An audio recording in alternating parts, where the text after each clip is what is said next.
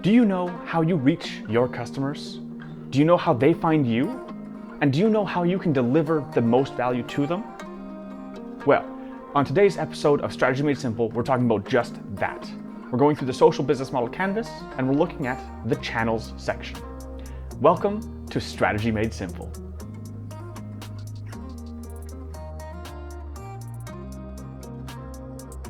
When we're looking at the channels section of the business model canvas, really we're looking at 5 different functions that need to be fulfilled. First, there's awareness, how your customer becomes aware of you, or how you put yourself out there to be found by your customer. Second, there's evaluation, and this is what steps, what information does your customer need when they're choosing which solution to purchase. Third, there's the actual moment of purchase. How do they buy from you? Fourth, delivery, how they get the product or service from you. And fifth, there's after-sales support. Where do they go to if they have a problem or if they want to do more business with you? Within each of these 5 sections, there's a lot more detail we can go into. Within awareness, there are so many different ways that you can be found by customers or customers can become aware of you. The first and foremost, the most powerful version is word of mouth. This is when customers are talking to each other about experiences that they've had with you or your company. In the digital age, this is amplified by social media, especially when customers are talking with each other about the experiences that they've had with a company or with a product.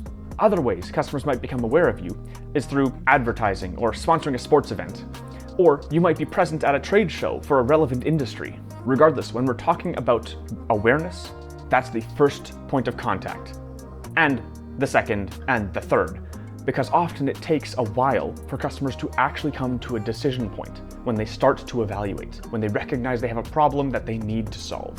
That's when we move into the second phase, evaluation. This is when customers are feeling out, trying to figure out what's out there. This is when they're trying to compare alternatives and figure out which one works best for them. In the evaluation phase, this is when they'll often be looking at reviews that are posted online. This is when they'll look at your website, look at the products you have, the features, the benefits that you offer, so that they can figure out what they value most. Next, they move to the purchase decision. How do they actually buy from you?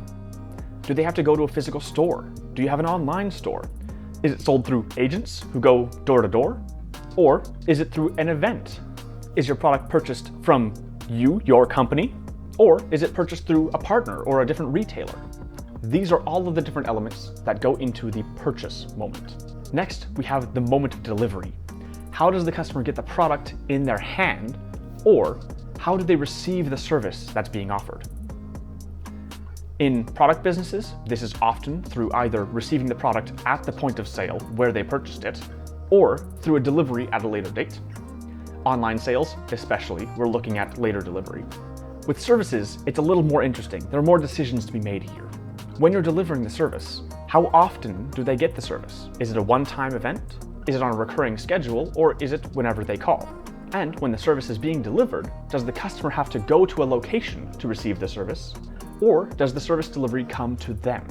Or alternatively, is the service delivered through a piece of software or online?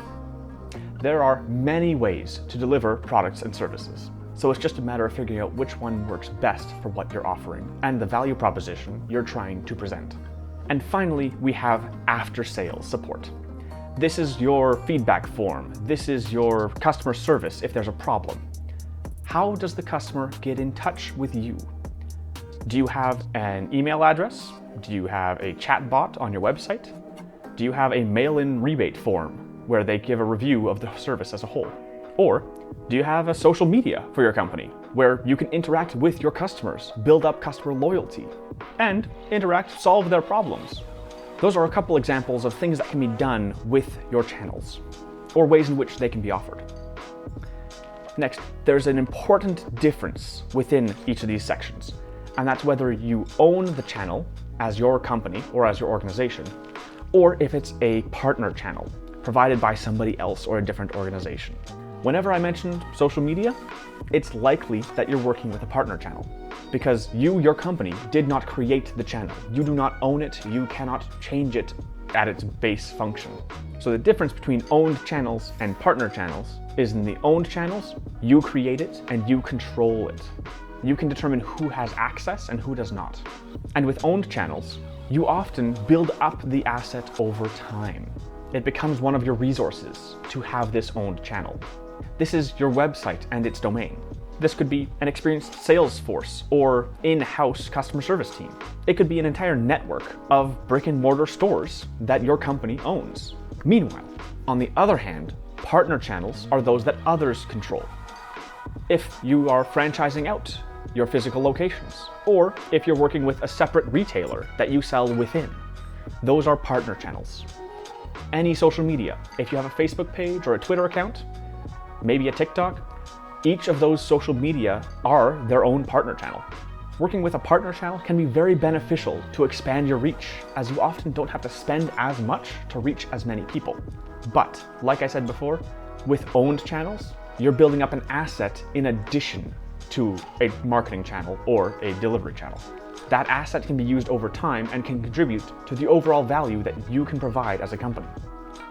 Owned channels often let you get closer to your customers and hear more about their problems and the value that they're looking to get out of their products and services. So there are pros and cons to both having owned channels and partner channels.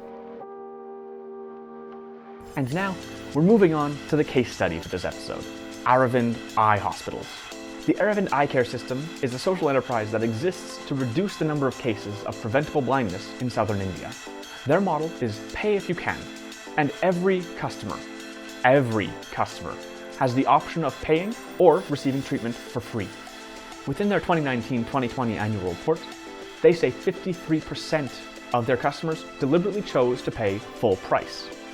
And within the 47 that didn't, many of those were subsidized, so the customers still paid a portion of the costs for the treatment. As of 2019, Aravind has 14 hospitals across southern India. Now looking at Aravind's channels. Many of Aravind's customers live in small villages away from urban centers. Because of this, Aravind sends teams to screen and assess the potential patients within their home communities. Aravind provides information directly in the villages that need the care that they can provide. And they have interpreters to ensure that everyone understands what will happen in their preferred language.